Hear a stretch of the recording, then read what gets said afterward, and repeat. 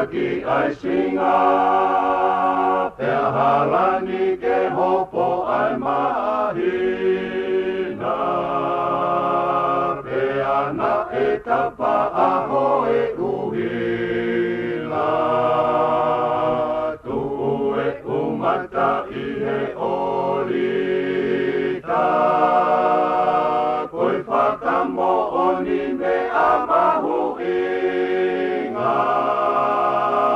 hotoloto kuo ai hono sila, tuku e taloni o pe asia, o kutapua hono e te kina, pe mofua ke hiki e se pita.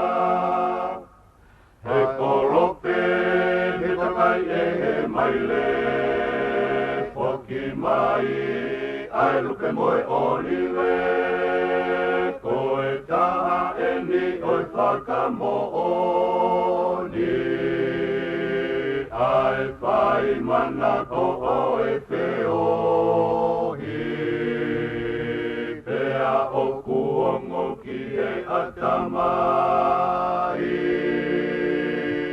Mama he o whakua ui ai, koe kai pe oe o whamonia,